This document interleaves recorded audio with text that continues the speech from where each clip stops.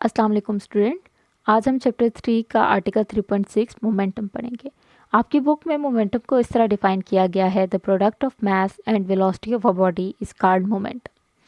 यानी कि जब भी एक ऑब्जेक्ट या बॉडी कह लें मूव कर रही होती है हैविंग मास m, यानी कि उसका मास m हो और वो मूव कर रही है विद वेलोसिटी v, तो इसी मास और वेलोसिटी को मल्टीप्लाई करके जो क्वांटिटी हमें मिलेगी उसे हम लोग मोमेंटम कहते हैं।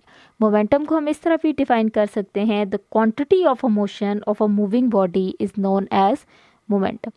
यानी कि वो क्वांटिटी जो हमें किसी मूविंग ऑब्जेक्ट के मास और वेलोसिटी को मल्टीप्लाई करने से मिलती है उसे हम लोग मोमेंटम कहते हैं।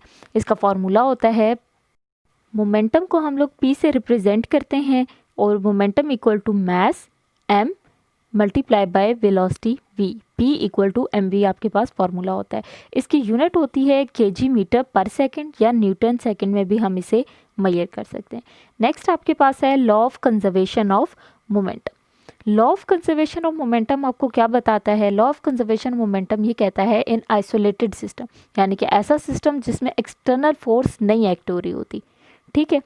तो आइसोलेटेड सिस्टम में जब दो मूविंग ऑब्जेक्ट आपस में कोलाइड करते हैं, इंटरेक्ट करते हैं, तो उनका after and before collision momentum constant रहता है, मोमेंटम चेंज नहीं होता। स्टेटमेंट आपकी बुक में लिखी हुई है, in the absence of N unbalanced external force the total momentum of a system of colliding bodies remain constant in particular direction.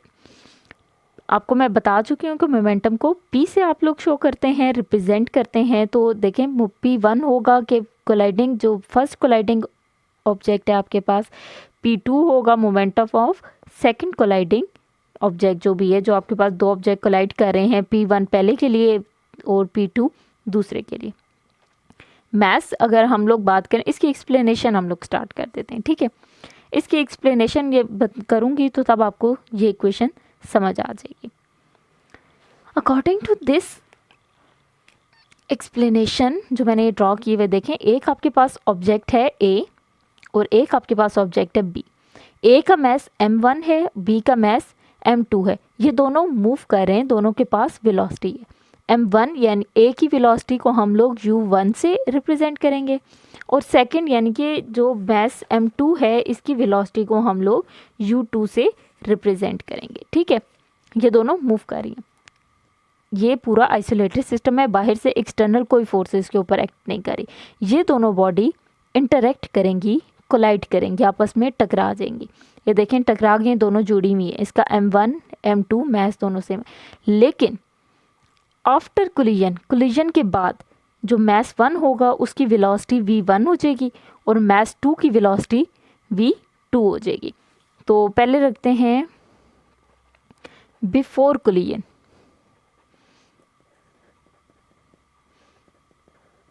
Momentum कितना था?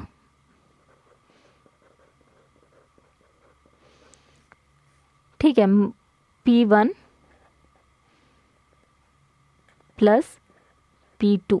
ये p1 हम लोग फर्स्ट के लिए, मास के लिए A के लिए, p2 सेकंड के लिए करेंगे, ठीक है। p1 कितना था? मास p हमारे पास क्या होता है, आपके पास फॉर्मूला हमने पढ़ा था, p equal to mv mass into velocity होता है। फर्स्ट की आपके पास मास कितना था? m1।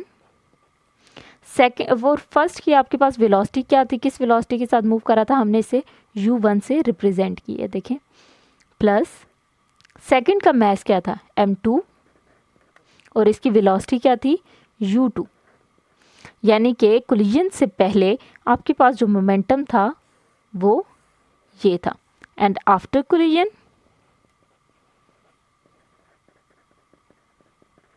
Momentum after collision. देखें मास तो हमेशा एक कांस्टेंट यूनिट है, मास चेंज कभी भी नहीं होता, ठीक है। मास रिमेन सेम, m1 m1 रहेगा, m2 m2 रहेगा, लेकिन इनकी वेलोसिटीज चेंज हो जाएंगी। u1 जो था वो v1 हो जाएगा और u2 v2 हो जाएगा। यानी कि आफ्टर कोलिजन जो मास 1 है वो v1 वेलोसिटी से मूव करेगा और मास 2 v2 वेलोसिटी से मूव करेगा। तो मोमेंटम वाला ही फॉर्मूला लगाएंगे,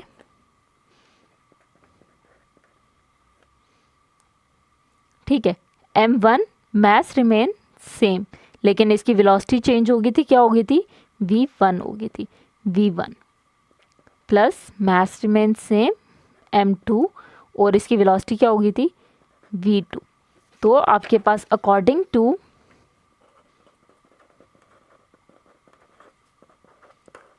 law of conservation of momentum आपके पास क्या वैल्यू आएगी m1 u1 plus m2 u2 equal to m1 v1 plus m2 v2 before and after जो है आपके पास कोलिजन मोमेंटम रिमेन सेम। ये p1 p2